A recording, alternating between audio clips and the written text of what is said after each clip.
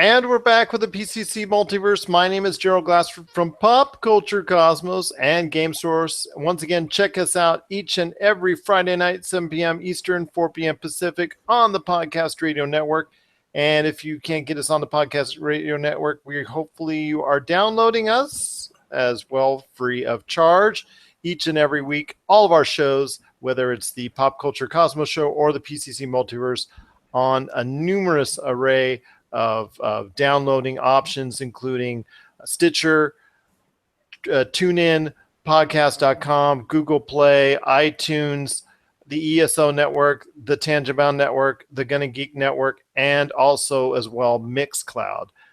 Well, I wanted to actually have a special guest here. You just heard our special guest play just now with Supernova. He actually won our most recent contest, and after winning our most recent contest for a copy of Mass Effect Andromeda, he gave us a shout out and said, "Hey guys, I really got this great lineup of music. I wanted to go ahead and see if I could get put on the program." And we took a listen to it, and Josh and I really kind of liked it. And in fact, several tracks actually we really liked. In fact, we're going to play 3. We played one last week. We're played just Supernova just now, and we're going to play another one on both of our shows next week, so catch that out. It is Elijah Harrison, better known as Plazma Z. How are you today? I'm fantastic, sir. And yourself? Doing all right. I just want to tell you, the songs are great. As someone who has amazes people every time I say I've been to into EDM long before it was EDM with Kraftwerk, Art of Noise, Yellow, whatnot. But going back in the 80s and how that evolved into the Chemical Brothers and Crystal Method, and now into what you're doing. Although Kraftwerk should have gotten into the Rock and Roll Hall of Fame, but that's another issue. I won't go there. I want to ask, what are your major music influences? Because everybody checked out last week's song that we played, which was Level 1, which actually you can obviously get the influences there from a video game standpoint as far as from the 8-bit. But I want to know some more about your musical influences that help you create some really, really awesome songs that you now have available. So it's funny. A lot of my influences don't really. I mean, I have artists that I'm influenced by, quite a lot of them actually. But a lot of the music that I make, it's influenced by just raw feelings, raw emotion. Level 1 and the entire Level 1 album was, just off of pure nostalgia. I mean, I've been playing video games for as long as I can remember.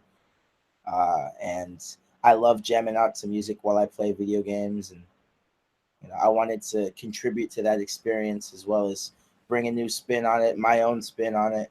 And definitely you can tell because the songs absolutely have that video game influence, which, someone who has also played video games virtually his entire life is definitely greatly appreciated indeed. And as someone who also loves to combine, like I said, my love for EDM as well, it's a great mix and it's a great feel. And it's not, when somebody asked me the other day about your music, I said it was not overpowering.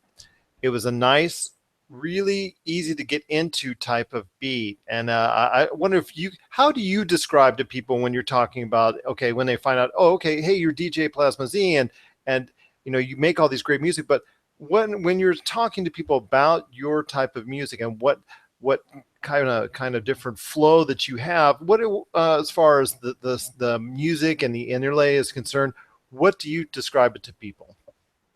Honestly, I start by describing what Plasma is and what it was to me, and how I try to translate that into my music. The way I came up with Plasma was I've been obsessed with lightning ever since I was a kid. And, when I was in science class, God knows how long ago, finding out that plasma was like the fourth state of matter and it causes the phenomenon of lightning. lightning is a very beautiful thing. It's also something that's super chaotic, and that's how I wanted people to see my music. Definitely. Yeah, because it's so awe-inspiring when you see it from a distance, but yet you have that ultimate respect as far as the power is concerned. Definitely. And I really wanted to bring that with the Level One album, especially Level One Flagship Protocol as the single. um I wanted to bring that feeling. you know um Level One itself, I mean, just pure feelings of nostalgia, but there's something beautiful about it. But there's just that tiny bit of chaos that's constantly there, that's constantly catching your attention. Every time the kicks are hitting, every time there's basses, every time there's growls, every time there's glitches, there's those elements of not only surprise, but of just really like chaos. And I have fun making it. I have as much fun making the songs for video games as I do playing video games, And that's and that's the awesome. coolest part. Oh, that's awesome indeed. Because if you don't love doing it, you would actually, a lot of people would sense that. But I definitely feel as when I listen to it, it just you can tell the love that you have really comes out and shines in the music. And I was reading as far as your process in making at least one of the songs took a little while. People think, oh, okay, how long does it create to make a EDM song of that nature, 5-minute song? But actually, in the process, so one of the songs you had mentioned was actually a few weeks, even months. Is that correct? Yeah, Level One Flagship Protocol actually took me around 4 months. I mean, the entire Level One album, even for it being 7 songs, I mean, I cut just as many songs, if not more, off of this album, just because of writer's block, things not going my way, and me just needing to learn more. I can't even tell you how many nights I spent sleepless just looking up on YouTube, tons of tutorials. How can I make my basses heavier? And I still have so much to learn with that. Absolutely. And if you're always learning, you're also always evolving as an artist. Indeed, as podcasters, including myself and Josh, if we're not always learning something new, we're falling behind as recorders as well. I Right. wanted to ask you, since I come from, I've been living in the land of Vegas for a while. And, we have this little gathering that's the Electric Daisy Carnival that every now and then, okay, every year, and has a few people come over. Okay, a hundred Just a thousand few. plus, but Yeah. yeah, just a few. I wanted to ask you your thoughts on the EDC. Is it something you want to strive for as an artist, or what are your goals with Plasma Z taking it to that next level? So one of my biggest goals that I've been telling people, and there's tons of people that ask me, like, dude, have you ever been to a rave? Your music would be perfect. Raves, it would be perfect. It like, carnivals like that or festivals. And I tell them, I'm like, well, that's cool and all. I don't want to go necessarily. I think it'd be a cool experience, but my goal is not to go, uh, until I'm one of the performers there. It's a very bold and ambitious thing to say, but I mean, when I was a kid, people always told me to shoot for the stars, and that's what I aim to do. Well, The sky is. you've seen it. You've seen EDC. It's just Oh, it is the premier event for electronic media, and it just tell you what, it's just every year I take a look, watch it, or what, it's just a truly awesome experience indeed. And I can see that as a top goal for any artist involved in EDM right. and whatnot, or playing overseas, where EDM is actually, I would probably have to say EDM really popularized overseas first, Europe, Definitely. whatnot, before it came to the States in any Yep. large volume. But boy, has it hit now. And I guess I know still there are people out there that really just don't want to get into it. That's okay. There are different music tastes for everybody. But I'll tell you what, if you get a chance to listen to Plasma Z and all the great tracks that he's got there from his album and other tracks as well from him, it's just you can feel the love as far as is concerned for the music itself. But before we talk about one more thing in as regards to, a certain little game that's coming up in the near future, I want to make sure that you get plenty of time and opportunity to go ahead and to let everybody know exactly what's going on with you in Plasma Z, and where people need to go to check out all the awesome music other than, Pop Culture Cosmos. So all my music is going to be on SoundCloud.com. I'm eventually going to put it up on Reverb Nation, Bandcamp, possibly Audio Mac. Lots of websites. I've been submitting my music to blogs on Submit Hub, like a ton. And I was lucky enough to get featured on 2 music blogs. One was the Drunken Coconut in Canada, and then DJ Mishka Lost in Russia actually shared my music. Both of them had very good things to say about not only me as an artist, but about the music itself. But something that I really wanted to give more insight into, a deeper reason and meaning of why I named the album Level 1. Of course, I'm going to make a follow-up album and make it 10 times better. And, like you said, I'm growing as an artist. We're all evolving. I want to release singles up until that point. And then, none of these singles that I release are actually going to be on Level 2. There's going to be a Level 2.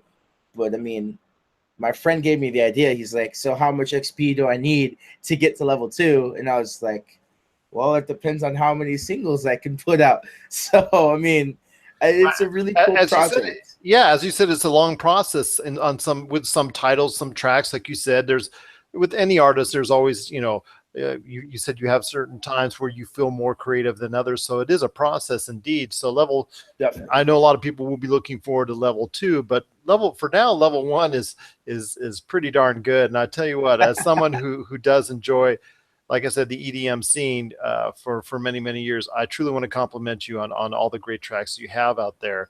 Thank and you. if people want to get in tune with it, please go to Plasma with Z. It's all Z's, no S's in there. Plasma Z on SoundCloud, and tell you what, because it's just some great tracks indeed. But one more thing before we go, I know you said you want to talk to me later as it gets closer to a certain little game called Destiny 2 when it comes out in September with your Destiny clan, and I know we at Pop Culture Cosmos we'd be honored to do that.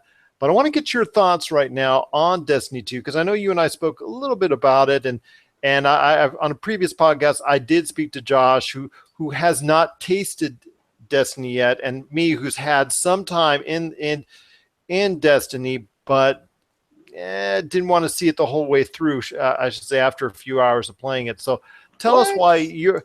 Well, I'll tell you what. Destiny is.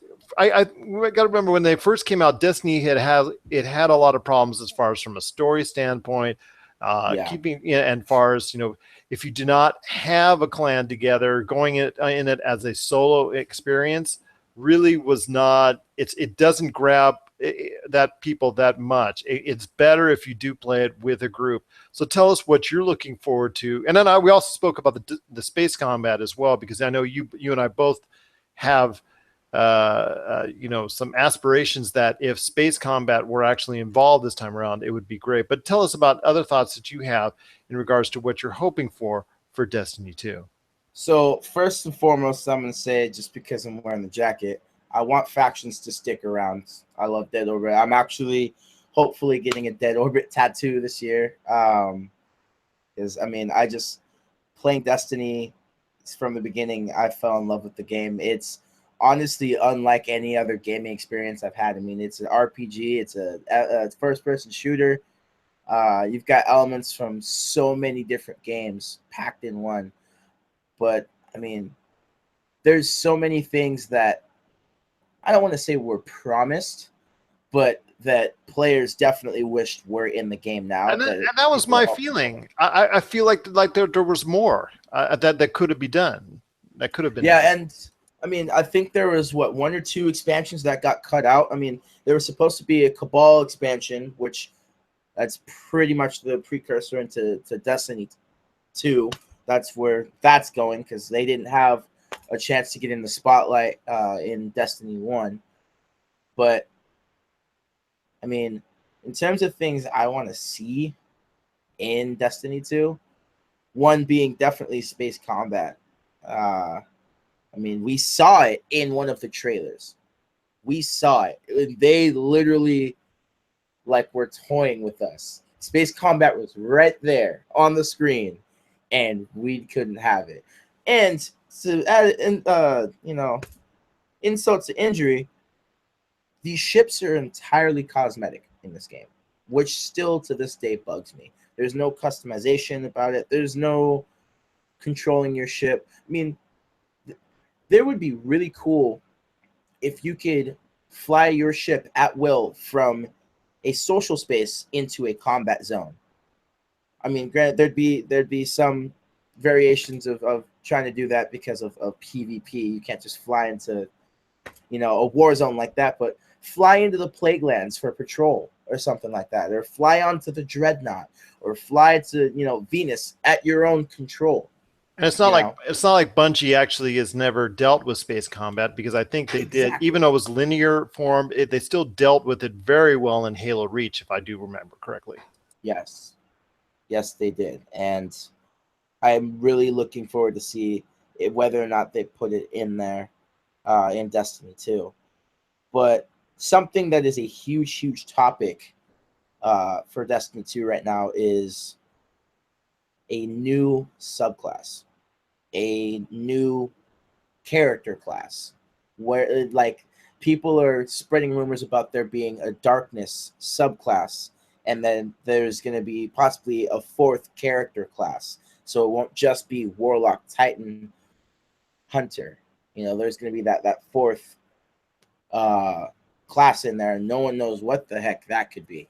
Well, it's definitely something good to look forward to, indeed. And I know Josh and I both said that as it gets closer to it, we're definitely going to be looking on it with great interest. And I also think with Destiny, now that everything has come out into form and rounded shape with all the DLC that was added to it, it makes it an even more well-rounded game, and it just really just looks like it's going to be now a better chance. Bungie has had that experience. Let's just say that Bungie has now had that experience. They're branched off away from Microsoft. They've had this opportunity with Destiny to make a real mark in the industry.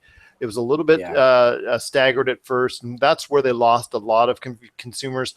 But that's also where they grew all those clans like yours that have grouped together to make the game enjoyable for those groups. And I know that Destiny 2 will probably be a lot better, not only for the clans and the groups, but for those individuals that are going to go at it from a single player perspective.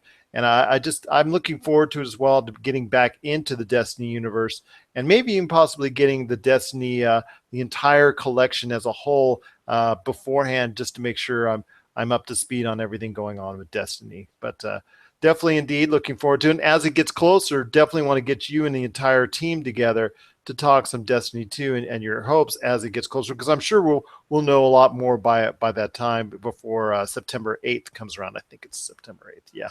Yeah, comes around. So indeed. So any last thoughts, Elijah? I just, again, appreciate you being part of the program, and any last thoughts on anywhere, what you're doing? Are you going to be appearances, or where can they catch all your game playing, or streaming, or anything else relating outside of the great music that you're providing on SoundCloud? I'm actually going to be streaming pretty soon with a clanmate of mine. He just started his YouTube channel, and we're both going to be playing a crap ton of games on there. One of the biggest ones that we play together is Dying Light. That's one of my favorite ever. I can't even tell you how many Call of Duty Zombies games I've played wishing that it was open world and I could do whatever the heck I wanted. But I will eventually be streaming. I have some things on Twitch. Gamer tag is Kuro Riga. But I have just a couple things on Twitch, but I will be slowly adding more and more as days come. Oh, that's awesome. Awesome to hear, indeed. Well, Elijah, Plazma Z, it's been truly a pleasure having you part of the Pop Culture Cosmos here today. And Thank you for having me. oh, anytime. And I just want to thank everybody out there for listening. And again, check out Plazma Z's great songs on SoundCloud today. Just type in Plazma Z, and there you go. All his great songs come right up. And in fact, you're going to be listening to more next week on each of our shows, the Pop Culture Cosmos, and this show, the PCC Multiverse.